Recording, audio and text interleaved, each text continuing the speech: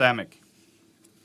With regards to comprehensive cooperation, Cambodia last year initiated a concept paper concerning cooperations amongst the defense forces of ASEAN member states in cross-border pandemic containment. Along with this, Cambodia and Singapore also co-chaired the Phnom Penh Vision on approaches to support the COVID-19 recovery. All of this can be considered a model for the efforts towards encouraging multinational cooperation well in the future, not only in terms of the COVID-19 pandemic, but also with regards to national interests and each other interests simultaneously. Other than the COVID-19 pandemic, we have also been plagued with vigorous regional and global security issues. One vital objective is the collective effort to bring an end to the Russian-Ukraine war. Cambodia opposed the use of force by one country against another, state separations, and occupation of a sovereign state. Cambodia believed that the terminations of war require mutual concession, which includes stopping the use of force to solve problems, respect international laws, pausing external encouragement to expand the war, and ceasing economic sanctions. It is evident we do not have any specific models to follow in this situation, other than the acknowledgement that we cannot end war through war. The most suitable choice is to end the bloodshed and return to the negotiation table in the spirit of win-win outcome. As Russia, Ukraine, and other countries in the region will continue to live alongside one another in the region that will continue for hundreds of years in the future. Any solution should focus on honoring each other, and we certainly do not want to see anyone being forced against the wall. Cambodia support all initiatives which provide political solution to end this war, such as China's 12 Points Initiative to resolve the Russian-Ukraine crisis. Cambodia appeals to international community to provide initiative with similar objective to obtain a political settlement. If the fighting continues, both parties will ultimately endure significant losses. Tension between major powers has hindered the harmonization and prosperity of other nations. It is obvious that competing parties will not gain any substantial benefit, as it is inevitable that they remain dependent on one another for the long term. Recently, Samdech Techo Prime Minister stated that we do not want to see either China or the US entering decline. The decline of one or both would bring about many risks for the region and the world. As a member of ASEAN, Cambodia wishes to see changes in the practice of rival nations from tit for tat to working together in order to achieve shared benefit, stability, and prosperity for the region and the world. We also wish to see the easing of tension and a return to normalcy in the South China Sea, as well as finding an acceptable solution to bring an end to the Russia-Ukraine war. The establishment and proceeding of mechanism and partnership introduced by some major country within the region is being judged from different perspectives. It would be a perfect scenario if these mechanisms Our partnership serves the purpose of encouraging peace, stability, and prosperity of the region. On the contrary, action that causes destruction to other nations generates tensions within the region, regardless of the reasoning of a strategic balance. On, on the other hand, we need to weigh between transparency and each country's interests. Cambodia has faced the issue of Ream naval base. Certainly, we would provide transparency of our activity to avoid misunderstanding. Success is not guaranteed if there is no true commitment from Myanmar themselves. Finding trust among relevant parties is the key to solving this issue.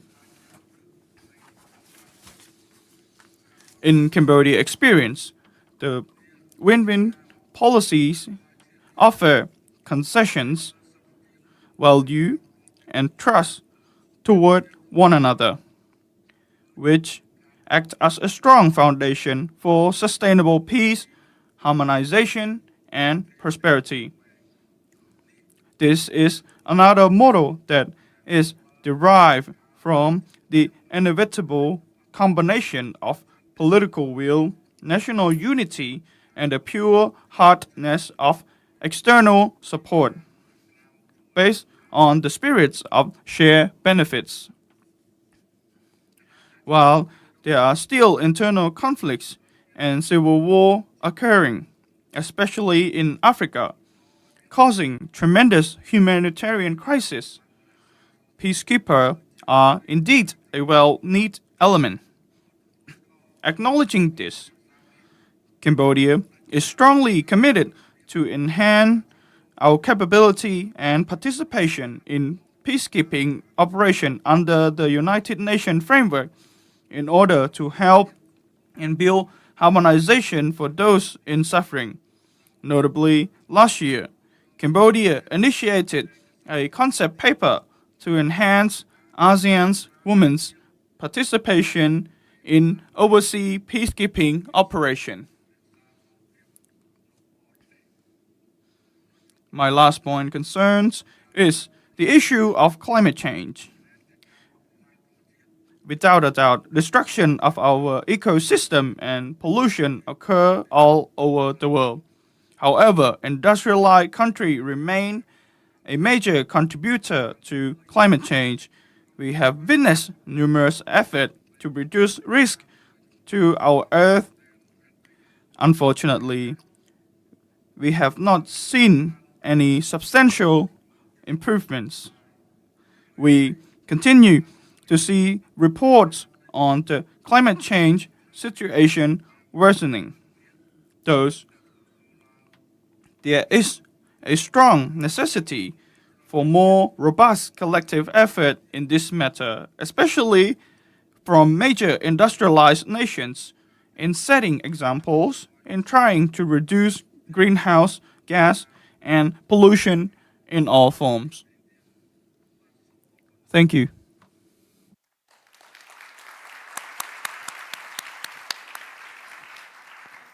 Deputy Prime Minister, thank you very much, and I think everyone will have noted in your remarks your commitment to transparency on the facilities that you offer to other countries in your country, and your reminder that there remain a number of strategic disruptions in this part of the world for which, to coin a phrase that I used on Friday night, the instruments of strategic peacekeeping must still be found. So with that, could I invite Richard Marles to take the floor? Thank you.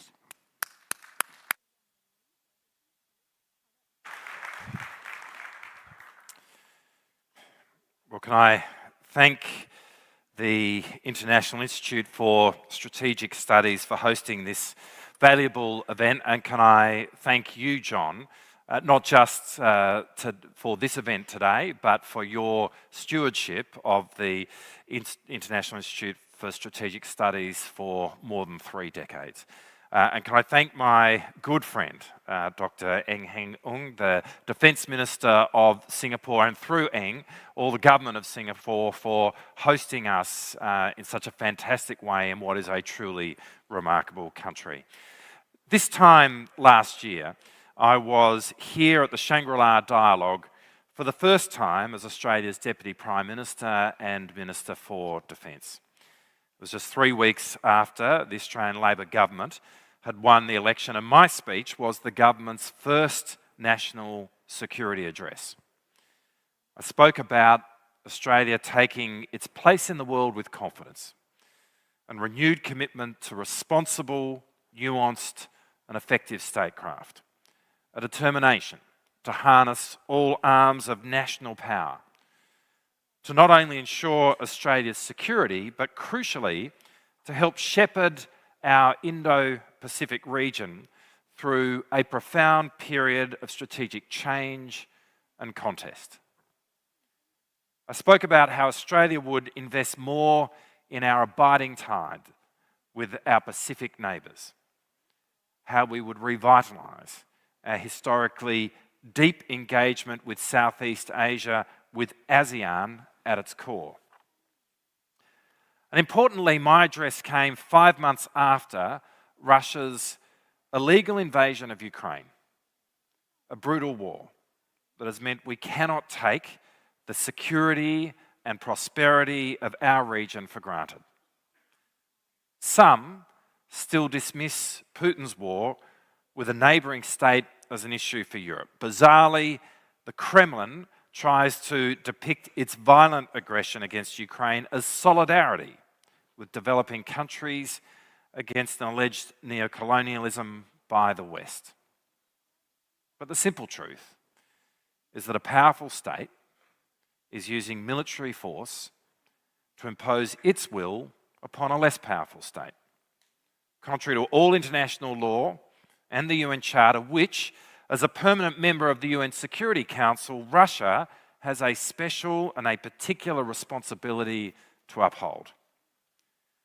The question that haunted me then, and still does a year on, is whether the war in Ukraine is a terminal spasm of Europe's imperial past, as one astute commentator noted, or a forewarning of the contest to come in a post-hegemonic world, where states see opportunity to build a new order according to their preferences, including, if necessary, by military aggression. Putin clearly saw such an opportunity and determined that he would seize it. Australia believes it is vitally important for our collective future that the world concludes from Ukraine's inspiring resistance that Putin's gambit failed, and that the costs of military aggression far outweighed and perceived benefit. But the world won't arrive at this conclusion without effort and investment from us all. Russia's invasion of Ukraine represents a broader failure of the global system to deter the use of force in pursuit of strategic goals. And we must not allow this to become a dangerous new precedent for our own region. A year ago, I observed that China is engaging in the largest conventional military build-up that the world has seen since the end of the Second World War. And this build-up is happening without an explanation of its strategic purpose. China is not providing our region or the world with any strategic reassurance. To be clear, we value a productive relationship with China, and we've sought to stabilise this relationship after a difficult period. Indeed, that process began right here last year with my meeting with former Chinese Defence Minister Wei Fenghe. And since then, both our foreign and trade ministers have visited China, and Prime Minister Albanese and President Xi met last November. Just yesterday, I met with my counterpart, General Li Shangfu. And importantly, our defence dialogue with China has recommenced.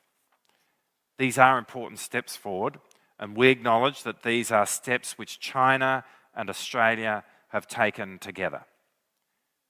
But it's also important that transparency and strategic intent and the purpose of military growth characterise the way nations operate in the Indo-Pacific and, for that matter, the world. And with this in mind, last year I underlined that the purpose of Australia's investment in new defence capability, including through AUKUS, was a prudent and a necessary contribution to a sustainable and inclusive balance of power that both deterred conflict but also reassured states that they never needed to resort to force. Australia's Defence Strategic Review, delivered in April, follows through on the commitments that I made a year ago. What the DSR, as it's known, seeks to do is to put in place a new strategic posture for Australia.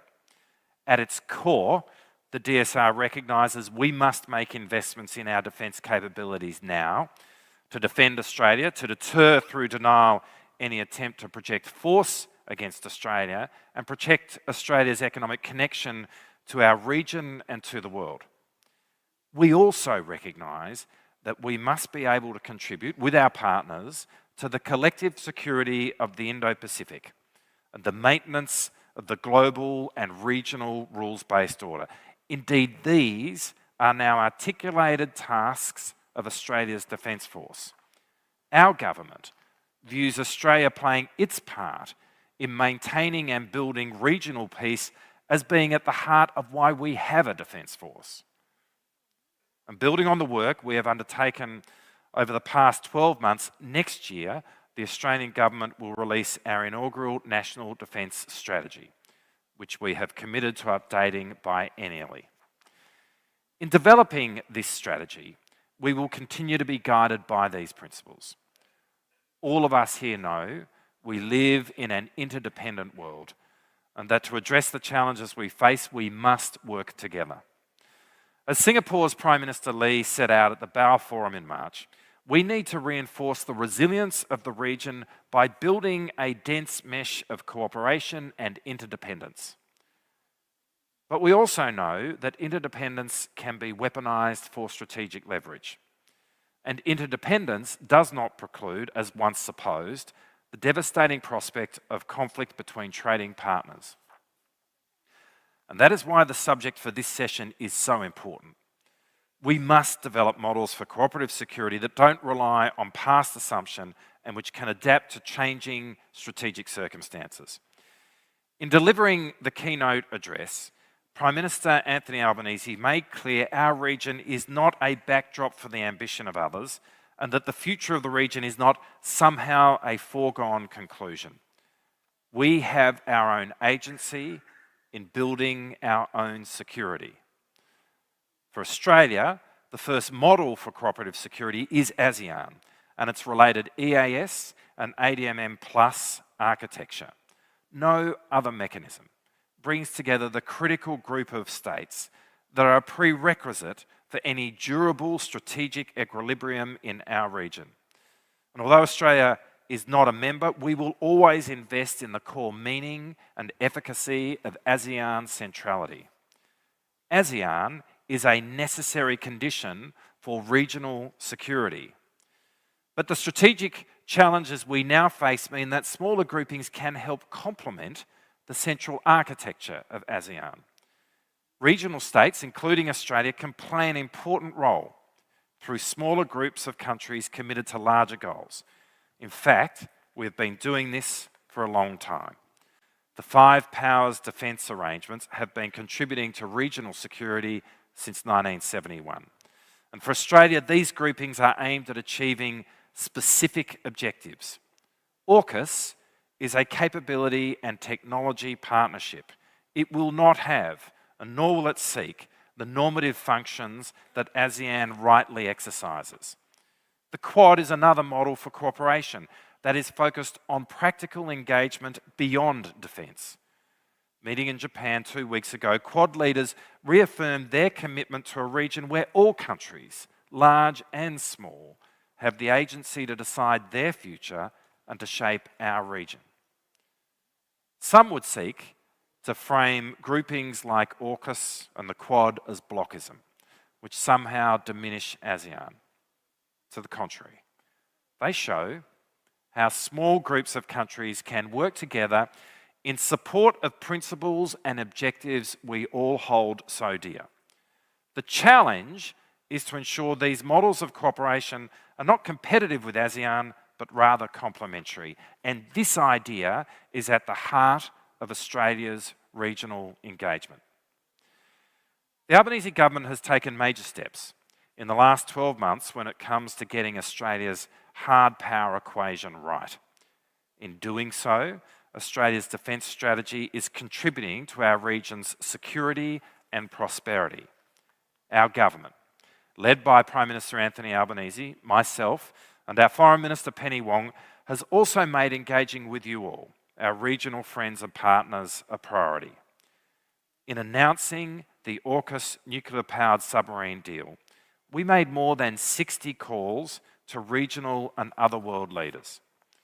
And in the days leading up to and following the Defence Strategic Review, we made similar calls, while our diplomatic network were active in briefing counterparts across the globe.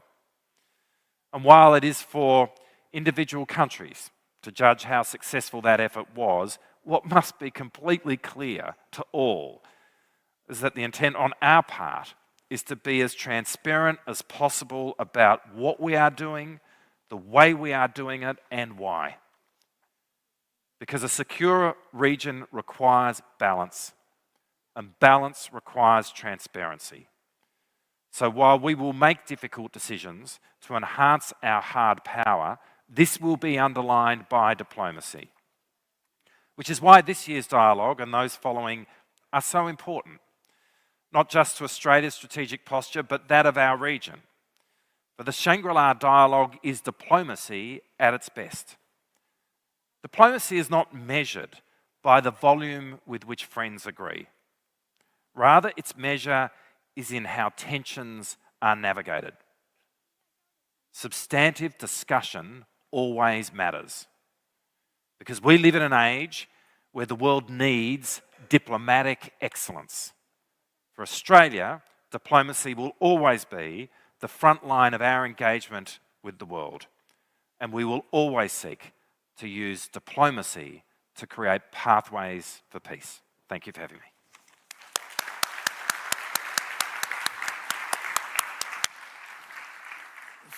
Thank you, Richard. First, for your kind words about me and the Shangri-La dialogue, but importantly for the three key points that I noted down, that methods of security cooperation need to be developed that do not rely on past assumptions. Secondly, that smaller groupings can help to complement the central architecture of ASEAN. And third, if I may put it this way, another vital epigrammatic point, that a secure region requires balance, and balance requires transparency. Thank you for that strategic thought. With that, the Minister of Defence of Singapore, please. Minister Ng Eng Hee, our host.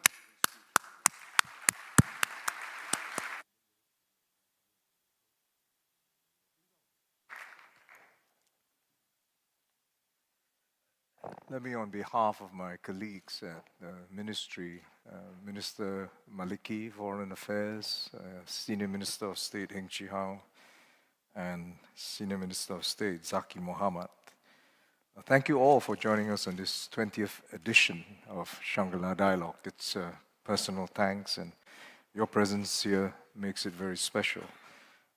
Let me also take this moment as a personal thanks to John Chipman.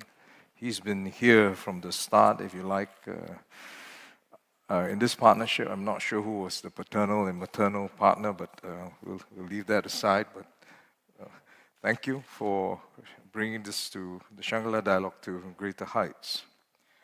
And indeed, as John mentioned, the Shangri-La Dialogue has grown. And now, this year, 48 ministers, starting at 14, and the number of delegates, 600 delegates from more than 40 countries. I thank you for the thanks of the hospitality. It's a great honor to be on the same plenary as Deputy Prime Minister Tevan and Richard Marles. And thank you for your compliments, but I know that there will be lapses, especially like many of you countries.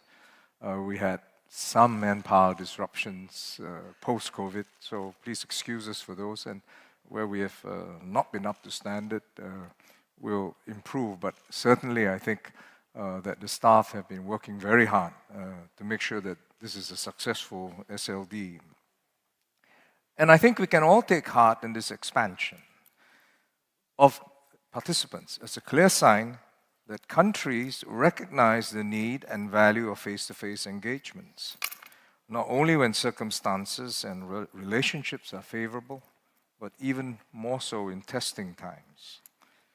And indeed, if there's nothing demonstrated at the Shangri-La Dialogue, that there is much geopolitical turmoil, not least because of two significant disruptive events, the COVID-19 pandemic and the unlawful invasion of Ukraine by Russia. What lessons and applications should apply to Asia as we meet? I think the foremost priority of government leaders must be to avoid a physical conflict here, at least for the coming decade, if we are to scope our goals and ambitions. Simultaneous conflicts in Europe and Asia will be disastrous and blight the future for an entire generation.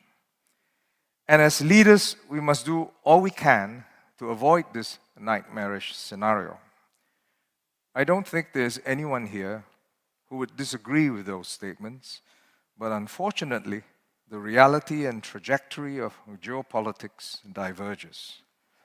Military spending around the world has gone up over the past 2 decades and is expected to rise even further in the coming decade. Global military expenditure reached a high of US $2.2 trillion last year. Central and Western European states spent US $345 billion on defense last year, in real terms surpassing levels that were seen during the Cold War. The obvious stimulant there is the Russian-Ukraine war. But even within the Asia-Pacific region, without any physical conflict, combined military expenditures has increased to US $575 billion, 45% more than a decade ago. Excluding China, defense spending increased by almost 30% to US $283 billion. Military spending is set to grow for the coming decade. By 2030, spending will be nearly $1 trillion for the US and about $500 billion for China. So too middle powers in Asia. US $180 billion for India, Japan to over $60 billion, similar to France then, and around US $40 billion by Australia. By 2030, ASEAN's military spending will increase by 40% to US $130 billion. Increased defense spending per se need not be a sign or source of instability.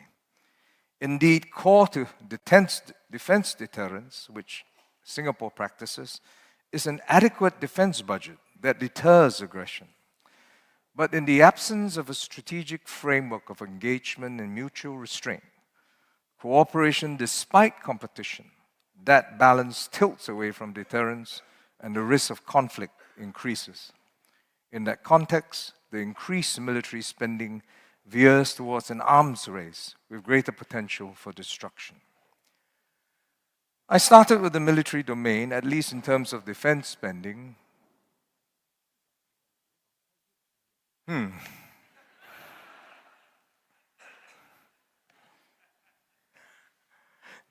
I should proceed, I think. I was going to ask, can somebody check on that? I started with the military domain, at least in terms of defense spending, but trade, finance, and the economy are also vital domains that facilitate stability. From the perspective of ASEAN member states and Asia, the last 30 years have seen unparalleled economic growth from globalization, largely championed by the US and fueled by China's economic growth. The IMF estimates that global economy tripled from 1990 to 2015, with nearly 1.5 billion people lifted out of extreme poverty in that period. and over 70% of the figure, 1.1 billion people, were in Asia alone. It is an economic miracle. And the people of Asia, particularly the poor, have benefited en masse from globalization. But today, a different geopolitical zeitgeist dominates, emanating from domestic politics, but inevitably spilling outwards. As a stark manifestation, the US is out of the Trans-Pacific Partnership, now replaced by the Comprehensive and Progressive Agreement for Trans-Pacific Partnership, and which instead China has applied to be part of. It is a significant change. The US, as the prime mover of globalization for the past 3 decades, with its various instruments and institutions, has changed tack. The Regional Comprehensive Economic Partnership is another economic bloc of 15 Asian Pacific nations that collectively accounts for about 30% of global GDP, of which China, but not the US, is part of. More recently, the US launched the Indo-Pacific Economic Framework in 2022, with 14 participating countries, representing 40% of the world's GDP. It's an important initiative to anchor and sustain the US's economic interests in this region with other partners. Rising military spending, shifting military and trade alliances, and de facto nativist economic policies are strong winds of change. How do we weather the storms to come? For Asia and the wider Indo-Pacific region, the US-China relationship is central to stability. That is the core. But the penumbra of relationships of other countries outside this core is also important for stability. No country, I think, wants war. But our working assumptions and scenarios must be that unplanned incidents can occur. And as it did when the US Navy's EP-3 aircraft collided with the PLA Navy's fighter jet over Hainan in 2001, or the albeit accidental bombing of the Chinese embassy in Belgrade in 1999. More recently, and as recent as yesterday, close encounters, some mere meters apart, have occurred between US and Chinese ships and planes on and over the South China Sea or Taiwan Straits. Channels of communication, both formal and informal, must exist so that when these unplanned incidents occur, those channels can be used to de-escalate and avoid conflict.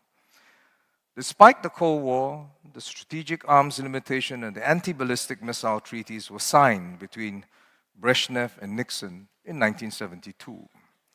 During the Cuban Missile Crisis in 1962, too, President Kennedy's offer for a mutually acceptable compromise was delivered by then US Attorney General Robert Kennedy to Soviet Ambassador Drobinin.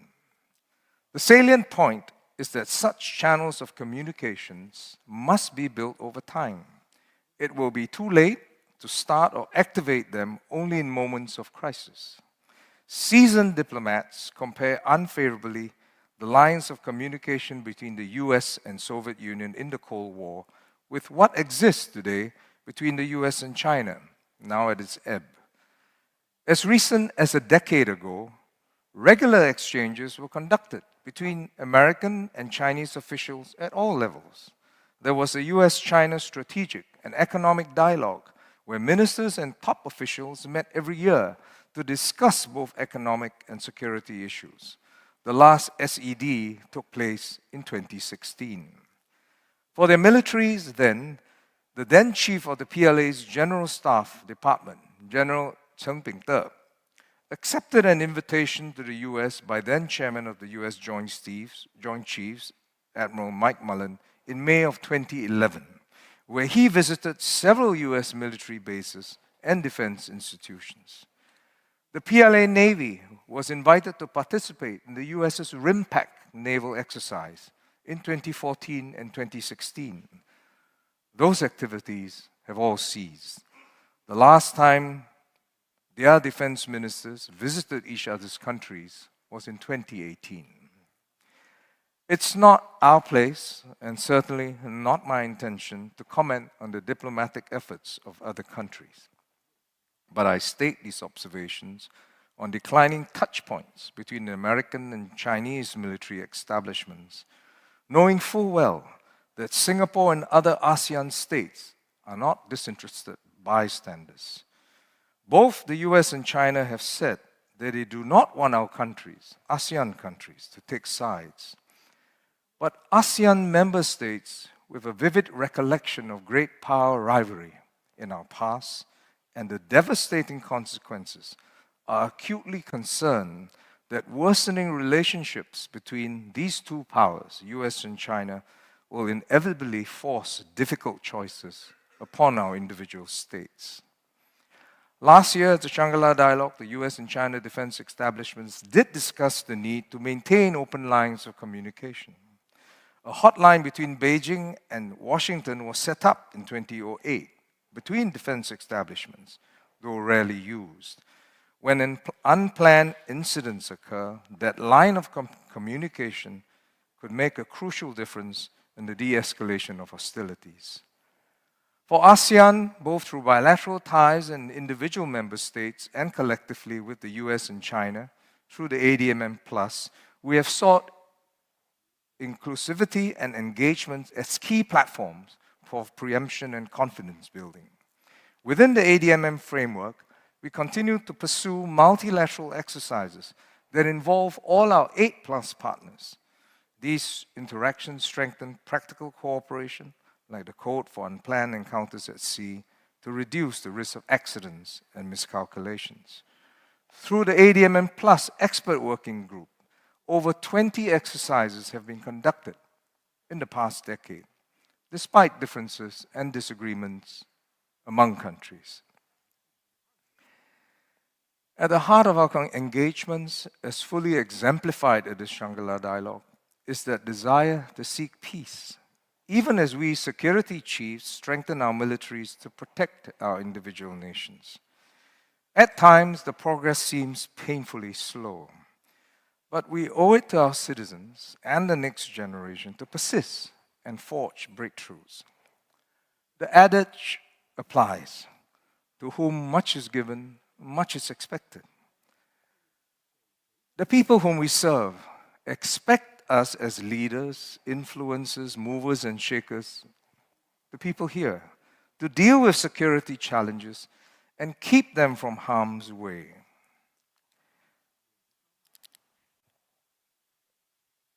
That phrase has been repeated so often that I'm worried that we might become inured.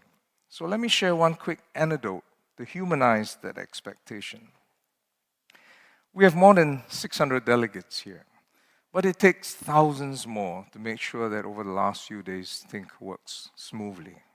I know that you will want me to thank on all our behalves the police, the security troops, your liaison officers, the IISS staff, the transport and serving staff of the hotel, and we thank them all. After each Shangri-La Dialogue, it's become a habit for me to actually meet some of them, some of the staff, to thank them personally. Some of the hotel staff here, in fact, because this is an established hotel, have attended every Shangri-La since inception. They have grown old with us, or at least with me. They feel part of Shangri-La Dialogue. They go home to their families, tell them they were part of something important. Between plates of food and drinks of wine, they hear words: the Ukraine conflict, the South China Sea, the rivalry. They whisper to their friends in hushed terms. They believe that what we do here can make a difference, even that of peace or war. They hope that by providing good service, it will help our discussions along. Are their great expectations reasonable or realistic of us and Shangri-La Dialogue? How can mere words stop steel and fire? What else do we have if not words? Meeting like with like simply escalates. Realistic reasonable or not, we owe those who serve, people like those who have served us these past 3 days, as leaders to secure peace through dialogue. In that hope, I wish all of you a safe journey back and hope to see you here for future Shangri-La dialogues. Thank you.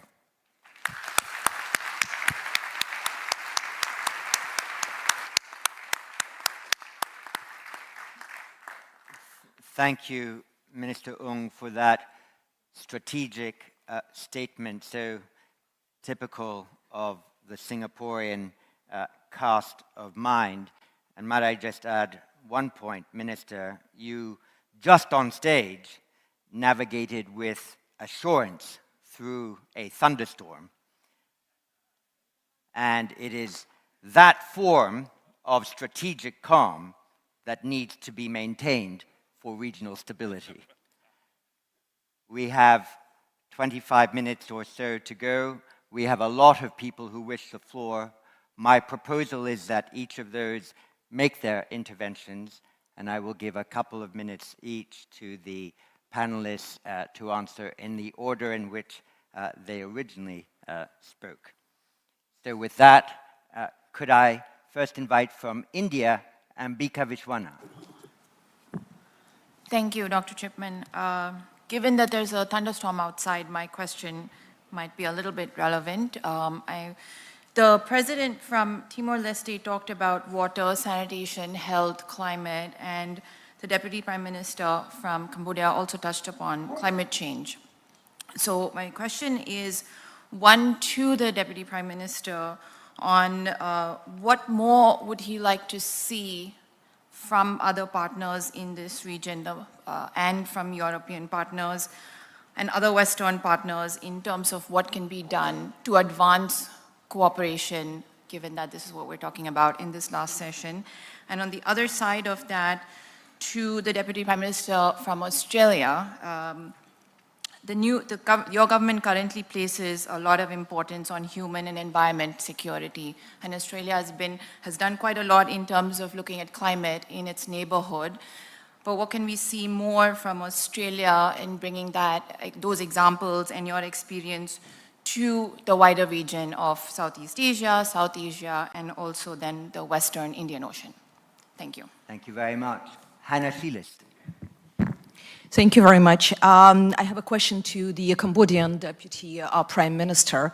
30% of Ukrainian territories are mined due to the Russian shelling and mining. Most of these are agricultural lands from where grains are coming to Asia and Africa. At the same time, the Cambodian Ministry of Foreign Affairs recently de facto excused themselves, almost being ashamed that they trained with Japanese money Ukrainian deminers, and emphasized that they are ready to train Russian military and that they have strategic relations with the Russian Federation that they would like to develop for the whole ASEAN. Don't you think that in such circumstances, your statements about peace and peaceful relations sounds a little bit as the diplomatic cover rather than the sincere belief in the important issues for the humanitarian issues during the war? Reinhard Butifuker. Thank you, Dr. Chipman. I have two questions to Minister Marles. I assume, Minister, that you agree that cooperative security also needs a reliable economic dimension. Minister Ung just forcefully argued in that respect. How do you see this? Shouldn't we all send a clear message to the United States that they cannot hold on to their stabilizing role in the Indo-Pacific without a better economic and trade offer to the region? And my second question, also to you, sir, why has Australia argued publicly that Taiwan's ambitions of possibly joining CPTPP would not be successful even before Taiwan publicly stated such plans? Thank you. And from the Philippines, Meli Caballero Anthony. Thank you. It's heartening to note that many speakers of the panel talk about the importance of institutions. And in particular, I note that the minister from Australia has mentioned the East Asia Summit. something that, an institution that I hardly heard about during this meeting. So my question is, what more can we expect from an institution that actually brings together both China and the United States and the other important partners of the region? Isn't the EAS an institution that has not stand up to the expectation? Thank you. And from Cambodia, Senghor-Aun. Thank you. My question go to Samdech Pichai, the Deputy Prime Minister of Cambodia. Samdech, I have two questions. First is Cambodia government previous position also highlight the priority to respect Cambodia's sovereign ownership of the Ream naval base. So I just heard you talk about transparency. How much transparency Cambodia can offer to reassure our neighbor and other countries in the region about the Ream naval base? Second is, I want to hear about your vision. How do you see as a vision to develop the Royal Cambodian Navy in the future to contribute to regional peace and maritime security? Thank you. Thank you. Aaron Connolly. Thank you, Dr. Chipman. Deputy Prime Minister Teban, your counterpart, Deputy Prime Minister Malls, suggested in his speech that the Quad could play a complementary role to ASEAN. I just wonder if you agree, and if so, what that role would look like. Thank you. And from Indonesia, Fitriani. Thank you. To General Teban, I would like to ask, to what extent is it possible, on what prerequisite, that ASEAN may form and deploy its regional peacekeeper to tackle sub-regional conflicts, such as perhaps Myanmar, and to whether the ASEAN Plus mechanism will be invited to join the force, or because of the non-intervention principle, such action might not be feasible before the ASEAN Charter is reviewed and revised. Thank you. Thank you very much. And from China, Xi Xiaozhu. Thank you very much. And I'd like to ask two questions, perhaps related with each other.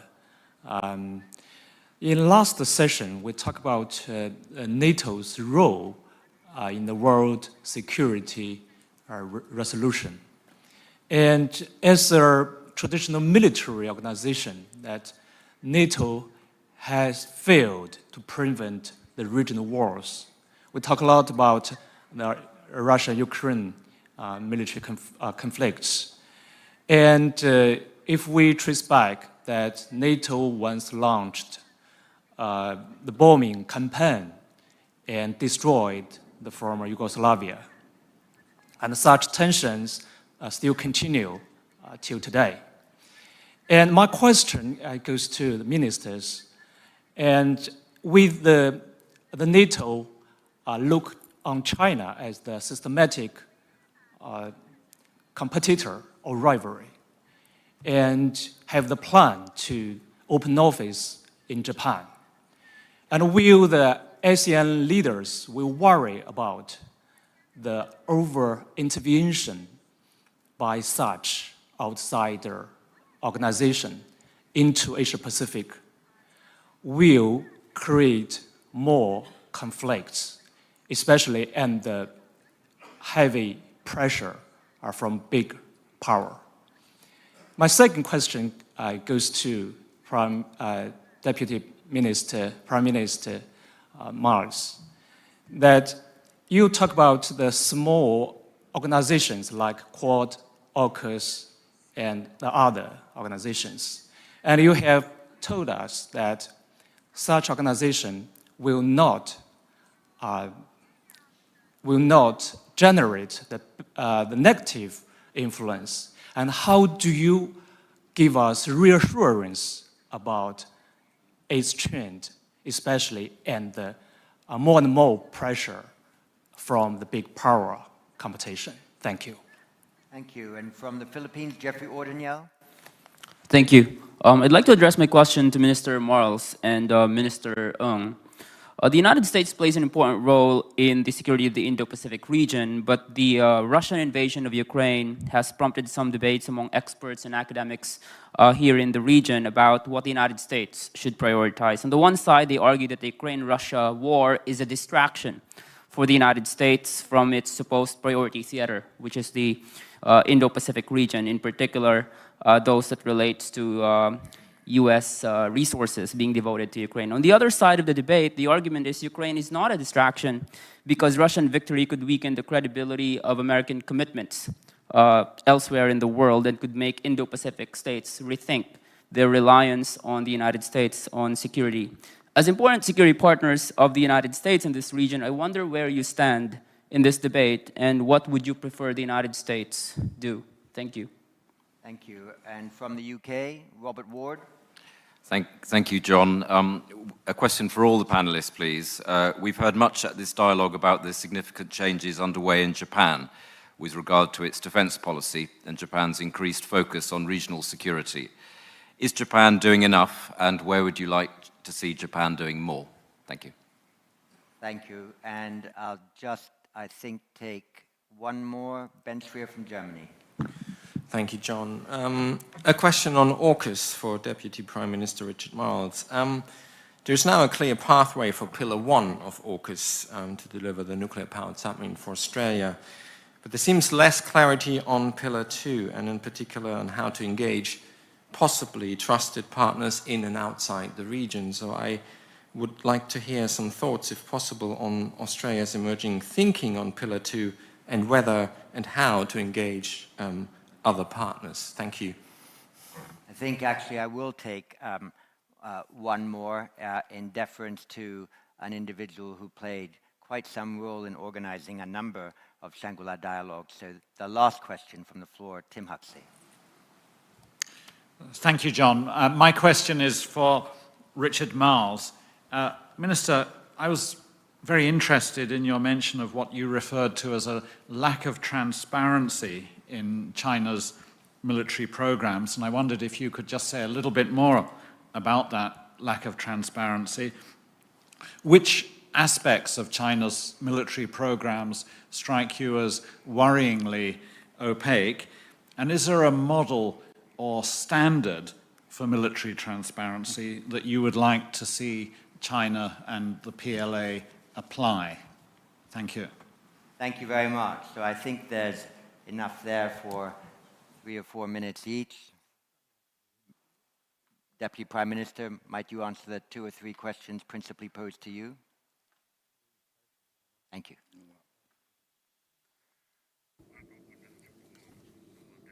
Thank you for the question. I think I can explain maybe not all of this question, but I will explain the major part of it. Related to the climate change, we all know and we are very aware because of the publicity and all the information that is disseminated from the media, and we all have paid attention to this issue. But I think it's related to the advanced industrial country, because this is the main source of the greenhouse gases. And therefore, we focus not just on natural disaster, but also the climate change because of the man-made pollution.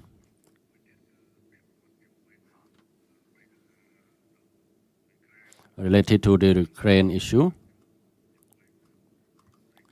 I have met the Minister of Defense of Ukraine, and we have discussed several issues. And I have maintained our clear position that we have some experience, especially related to demining. So related to demining, we have the capability to provide some training, as well as to provide some work if there is any demand or request under the umbrella of the United Nations just as we have done in many places regarding demining. Another issue regarding the Ream Naval Base, I have always clarified all the time that this is the requirement to enhance our capability in order to participate in cooperation. At the same time, this is also about our enhancement capability in the maritime domain, and therefore we need a proper basis so that we have a chance in order to develop our navy in order to protect our sovereignty. In fact, our Ream Naval Base is just a small base, and it's not even equal in terms of size to some civilian port in other countries. So I think even if there is some transparency, we will provide transparency, but certainly this will not affect the security in the region. And basically, instead, if we succeeded in modernization, we will be able to participate in activities in the region in order to increase security in the region. So this is what I want to say about the transparency regarding the Ream Naval Base. And I have always clarified that whatever we have done, it will always follow our constitution and effective law in our country. Of course, there are people who said that our base is open for foreign troops, and this will not happen.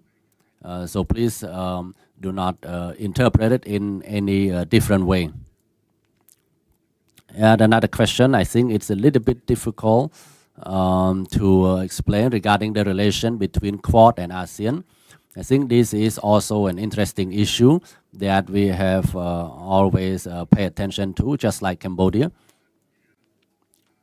If all of these organizations are created for the cause of peace, security, and prosperity in the region, we will have nothing to stop it. And we actually have to congratulate it. However, if it negatively affects some of the problem, or it will negatively affect stability in the region or create any arms race, then that will be another issue, and which I think we will have to find a way in order to discuss. Thank you very much for the question, and these are my answers. Thank you. Richard Morris. Thanks, John. So I'll do my best to go through those questions. Well, but again, following on from the Deputy Prime Minister, I don't guarantee that I'll get to all of them. Let me start with the question from our friends from China, which started in relation to NATO. I mean, firstly, I wouldn't accept the characterisation of NATO's contribution within Europe. I think in the aftermath of the Second World War and 2 world wars taking place on that continent in a relatively short period of time, I think there's a different interpretation of NATO about the contribution that it's made in respect of European and North Atlantic peace since 1945. But I think the real essence of that question was whether or not NATO is in some form being exported into the Indo-Pacific, and it is not. You know, from Australia's point of view, it is not. I can't make that clearer in terms of the way in which we see our engagement in the region and the way in which we see our engagement in various organisations which I described within the region. And that was the second part of the question, which went to those smaller organisations, and again I take it as a reference to AUKUS and to the Quad, and how Australia can provide strategic reassurance to the region. I mean, the first answer to that is by getting on the phone and speaking, and by coming to events like this and talking, and being as completely clear as we could be about what it is that we are on about. And I think our record over the last 12 months speaks for itself. AUKUS is a technology transferring arrangement. It is not an alliance. It is, in the immediate term, through Pillar 1, a mechanism by which Australia can acquire a nuclear-powered submarine capability, and what we seek to do with that capability, we have made really clear to the region and to the world, and that is to play our part in providing for the collective security of the region and the maintenance of the global rules-based order within the region. Understanding that Australia today, by virtue of the growing contribution that trade makes to our national wealth, has a huge connection to the world, and there's a physical dimension to that, and that connection comes through Southeast Asia, East Asia, through the Indo-Pacific. And it is protecting our connection to the world and making our contribution to regional security and the global rules-based order, which is why we seek to develop the defence capabilities that we do, and AUKUS is simply a means by which we acquire capability. To just divert for a moment, to go on to one of the questions from Germany in relation to AUKUS Pillar 2, I certainly understand the observation that's made in relation to Pillar 2. Understandably, there has been a focus in respect of submarines, but we do see AUKUS in a broader sense of being an opportunity to work with the United States and the United Kingdom on developing cutting-edge technologies. And as we walk further down the track, as we've said a number of occasions, we imagine that that may well be a construct which might apply to other countries as well, but I think there is a way to go in relation to the three of our countries working together on AUKUS Pillar 2 before we get to that point. To come back to the second question of our Chinese friends, or the second part of that question, which is then in respect to the Quad. The Quad is not a security organisation. The Quad is about practical engagement, and we've been talking together with our Quad partners, for example, in relation to coordinating on development assistance. And so it is not about a security pact either. Giving strategic reassurance to the region about what those entities, as two examples, are about, is about standing up and actually explaining to people what we seek to do with in our membership of those organisations and what we are about.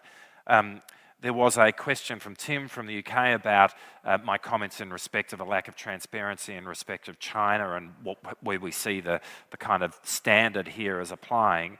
It really goes from the comments that I've just made. Our issue is, I mean, there is a very significant build-up that we are seeing with China in terms of its military. It is the lack of a strategic explanation for what that's for and what that is about. And if you want the standard, I mean, others can judge whether we meet the standard, but what we seek to do is aspire to a standard where we make clear to the region and the world what we are on about in terms of the capabilities that we have and why we're developing them. And I guess that's what we would seek from others.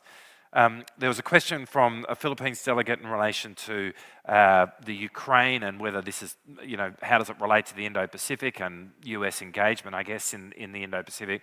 I think the answer to that question is simply that the relevance of the Ukraine to the Indo-Pacific, but the relevance of the war in Ukraine to the world is about the fact that this is a war where the global rules-based order is on trial. I mean, that's what's engaged here. That's why we see it relating to Australia's national interest. I mean, what happened with the Russian invasion of Ukraine is a complete breach of the rules-based order, where a large neighbour invades a smaller neighbour, not by reference to the rule of law, but by reference to power and might. And that can't be allowed to stand in the world today in Europe or in the Indo-Pacific. And so that's what's at issue there. There was a question from the UK about Japan and its role. I think what I'd say there is that the National Defence Strategy of Japan that they released in December of last year, I think is a welcome statement from Japan about its desire to engage more in the region and to play its part in the world. And I think the degree to which, and there is an expression in that document about a Japanese interest in regional security and them playing their part in that. And I think the conversation that we're seeing between Japan and Korea, given their history, is a really potent example of it, is really welcome from our point of view in terms of that country, and in Korea for that matter, are playing their part in the maintenance of the rules-based order as well. There was a question then in relation, again from the Philippines, in relation to the East Asian Summit. We do think, for the reasons that was expressed in the questioner's question about the East Asian Summit bringing together China and America, we do feel that it is a really important piece of regional architecture, and from an Australian point of view we will continue to engage in it. There was then a question early on from the European Union delegate in relation to the kind of economic piece in respect of security. Completely agree with that too.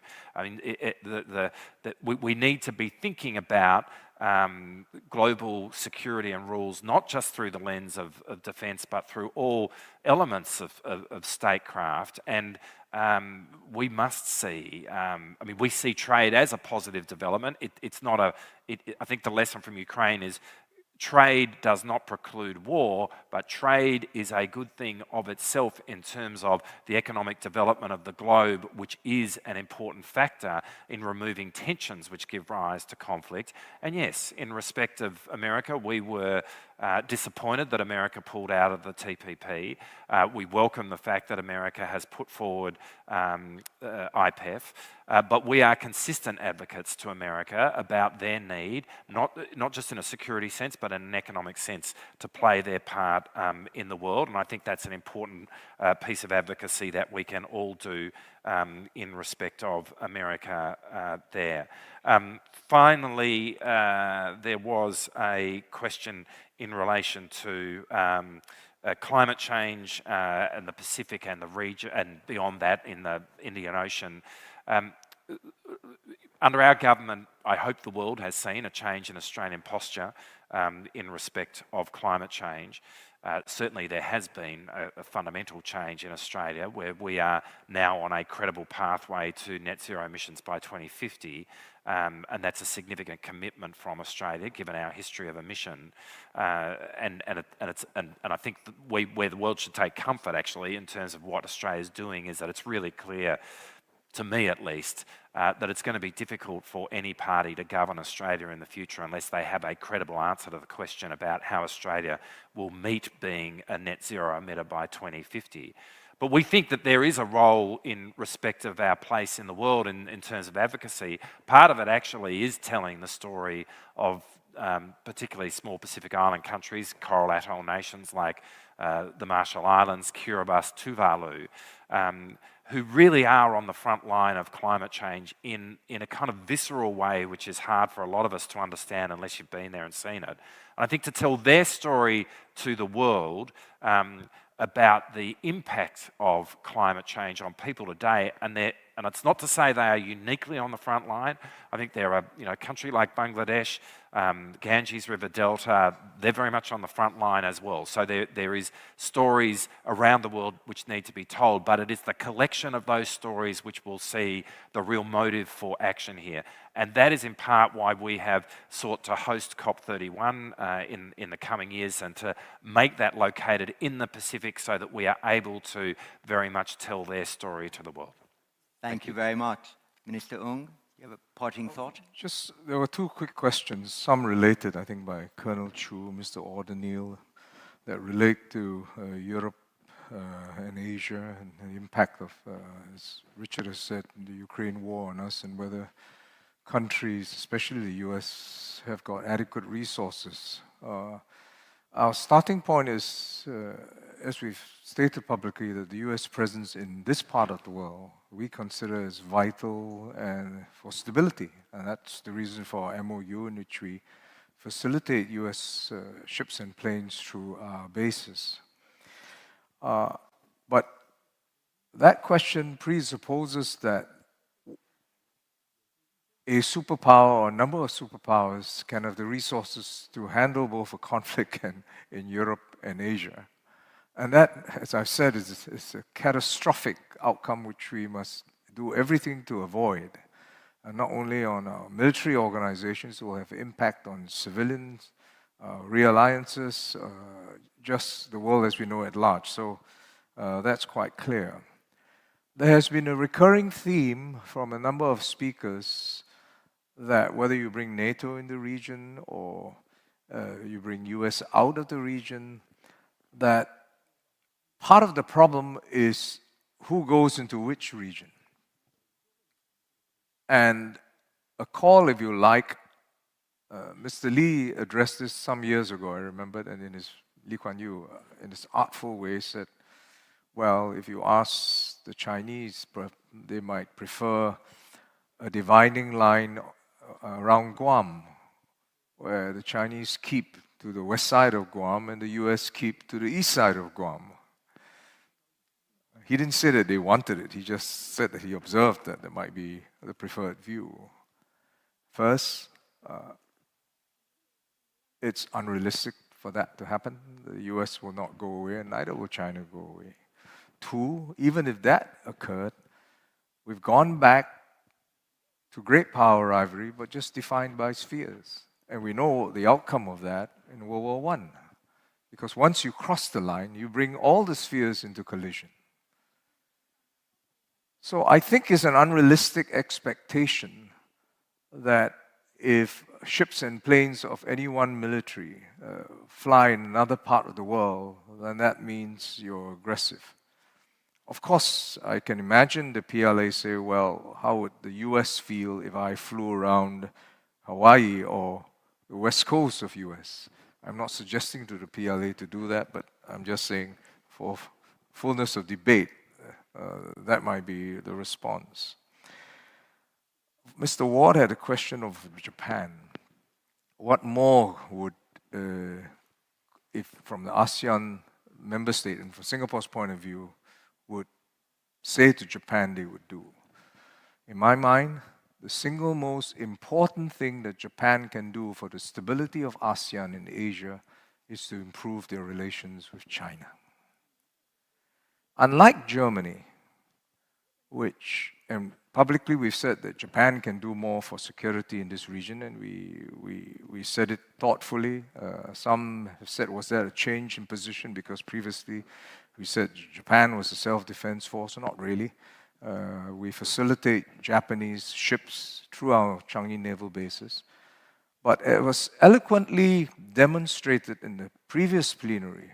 I thought it was a surreal moment listening to German Minister Boris Pistorius espousing the values of the post-World War II values, which was completely different from pre-World War II Germany, about the right of power against the right of small states, about the principles that we should follow. And Prime Minister Kallas acknowledging that Germany had a moment of accounting. I say this not to sensitize or to lay any blame, or I'm just stating the facts, that there is still a residual feeling among ASEAN member states and Asia that there is no similar accounting post-World War II vis-a-vis Japan. Japan has done very much in the past decades to reassure their neighbors. So I would summarize this as this. First, Japan's greatest task is to improve their relations with China. I worry more about Northeast Asia than I do South China Sea. Second, they should do more to reassure, as they have been doing in the past decades, of Japan's militarization and growth. And third, that they should continue to participate as they have ably been done in multilateral settings. Thank you. Thank you very much, Minister. This gives me a few minutes to offer my own words of thanks and also to help us all look forward to more Shangri-La dialogues. First, the vote of thanks to all of our panelists here. So let's ensure they all receive that thanks now.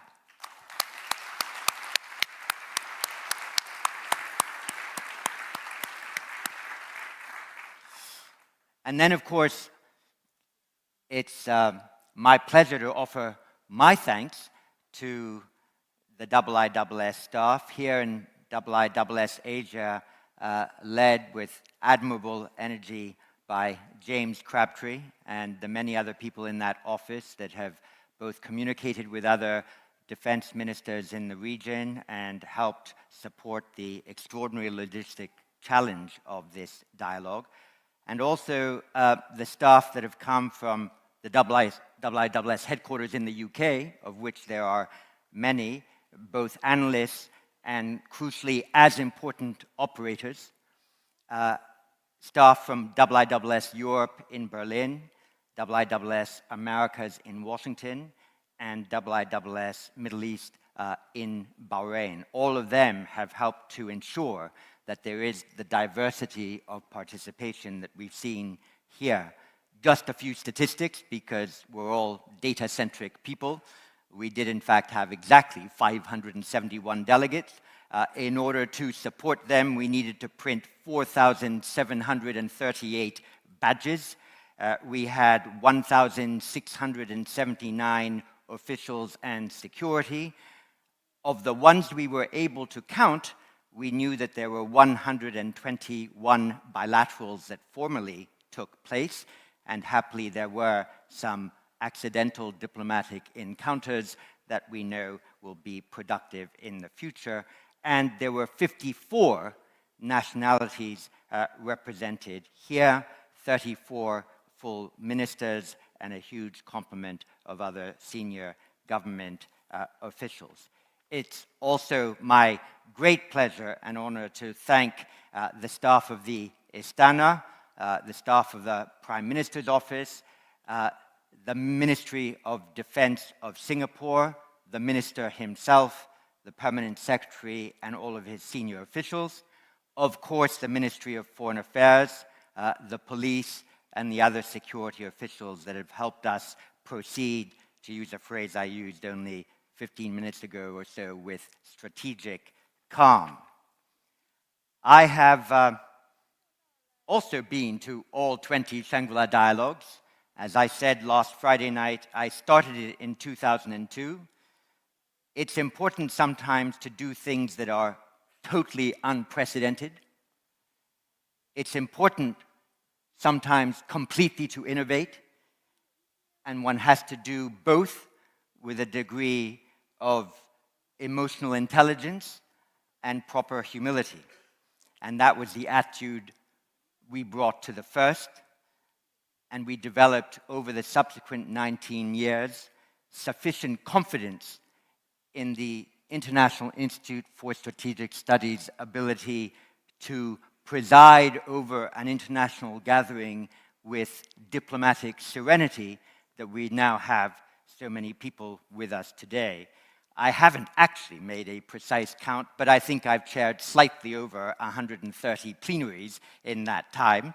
It has been a very signal honor and one of my proudest achievements to have initiated this event, which, if it had not been initiated, might have needed to be invented. I was glad to have played a role in inventing it. I might also just add, as an historic point, that I became the Director General and Chief Executive of the IISS. In fact, I was slightly more modestly styled the Director of ISS in 1 October 1993, and then once we began establishing a number of offices around the world, and each of them had directors, the trustees in their wisdom decided that they had to double style me, both Director General and Chief Executive, and that they did about 12 years or so ago, so it's for that reason that I have this magnificent title. At the IISS, we have learned a great deal from our engagement with Singapore, as we've understood your political culture, and to a degree we've ever so slightly borrowed from it in developing our own succession strategy, where the decision taken is that there will not be a succession event, but an execution of a proper and intelligent succession strategy. So on the 1st of October 2023, when I will have completed exactly 30 years as Director and then Director General and Chief Executive, I will become the Executive Chair of the IISS, spending 50% of my time at the IISS, but as I said last night at the Istana, paid and therefore accountable still, and help to maintain the altitude and operational tempo without missing a step or skipping a beat that the IISS is famous for. One might in Singaporean parlance, but I don't want to have ideas above my station. Think of it as a type of minister, mentor role. We did have a global competition for the next Director General and Chief Executive. He happily will be styled with all of the attributes that I was lucky enough to gain. And after a global competition, we were delighted to have been able to choose an exceptional internal candidate, familiar with the Institute's strategic culture and able to operate collegially within it. Now, I'm going to just open and close a parenthesis and say, all of you know that the IISS is a global leader in the generation of military data. All of you know that the IISS is a global leader in geopolitical analysis. All of you know that the ISS is a global leader in convening defense and security officials who might not so easily be able to convene themselves. But the IISS, and you'll understand why I say this in 30 seconds, is also a global leader in seating plans, intelligently marrying process to style and protocol to decorum. To my left, I have two individuals. To his right, he has two individuals. He is seated exactly opposite me, so I would like to invite the next Director General and Chief Executive of the IISS, Baskin Gigerich, to stand. He will be chairing the next Shangri-La Dialogue in the first weekend of June.